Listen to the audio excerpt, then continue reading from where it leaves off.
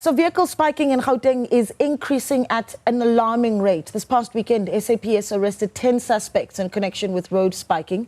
It's alleged that one suspect who attacked police was shot and killed. Now, road spiking incidents took place in the Tshwane district along the N1, the N4 and the R80 routes.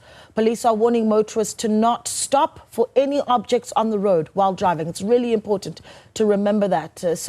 Just how dire is the situation? Well, to answer that question, we bring in Motor Industry Staff Association Sonja Carstens. Sonja, a good morning to you. Thank you so much for joining us. I think this is just the most frightening story, if you really think about it, or one of, rather, let's say that.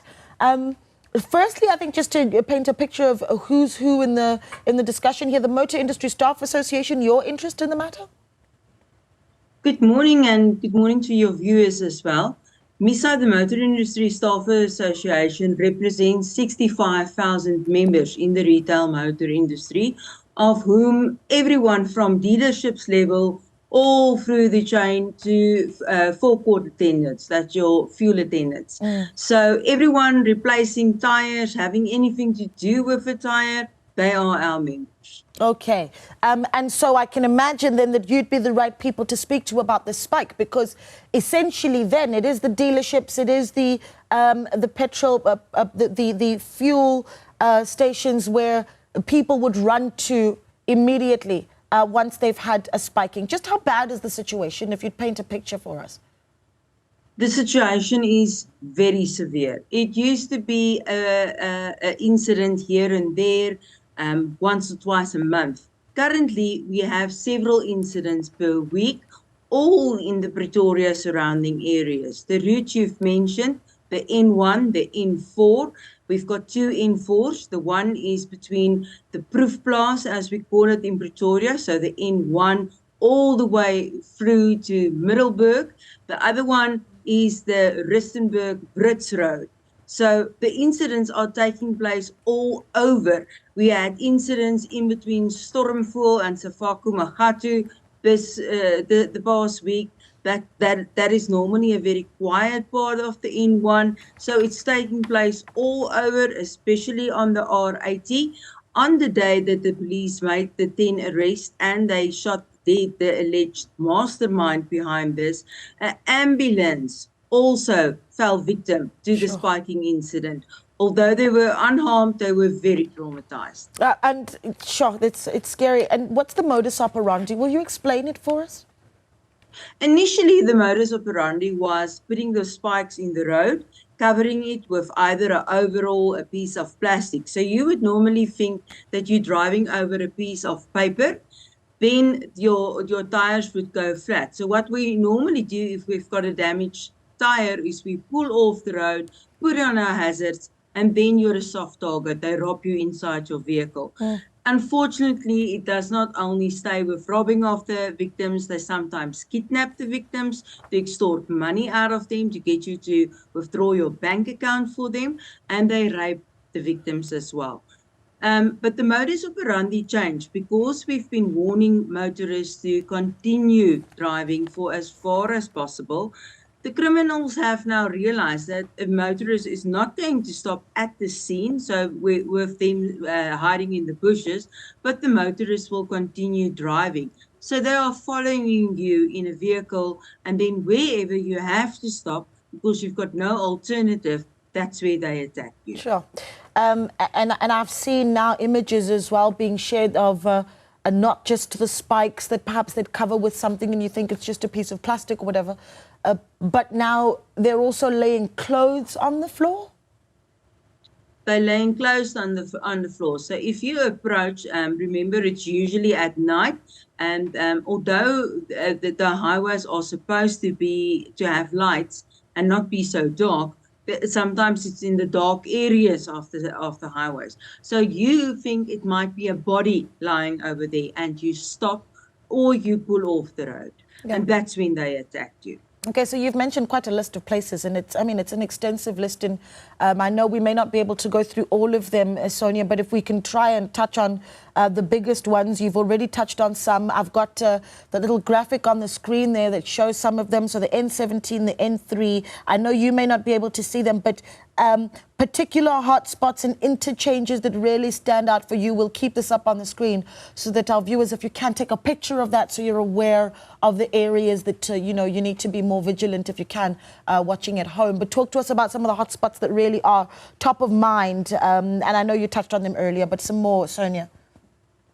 The N4, as I've explained, the Brits, Hartbeespoort area, that a whole intersection between the two toll gates, that's a big problem.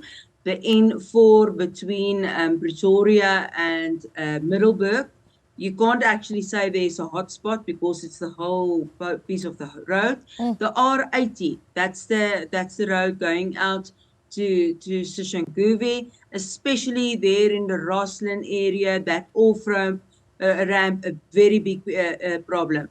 What they did is they are consistently changing the off-ramp. So this is not the same situation where we've got an organized crime syndicate, as the police are trying to make out, and that we should be rest assured that 10 people are arrested.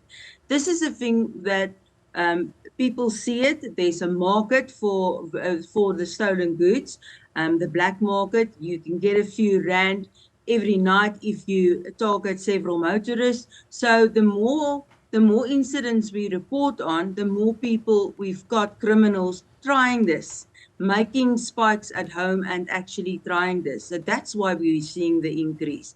So it's very difficult to say where the next one will pop up, where the next route will be, but it's on the main routes. Why? Because they know that the police are very slow to respond on the main routes.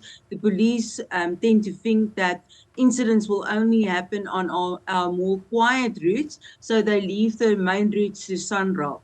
SANRAL is unable to patrol these routes for these type of incidents. They are supposed to check out for accidents and obviously potholes and that type of thing. But late at night, any motorist is isolated and anyone can become a victim. So what do we need to do long term here, Sonja? Because, you know, it certainly is one thing to talk about, you know, how police are responding, but we need a long term preventative solution. I imagine that the call would be for more lighting on our roads as a first call.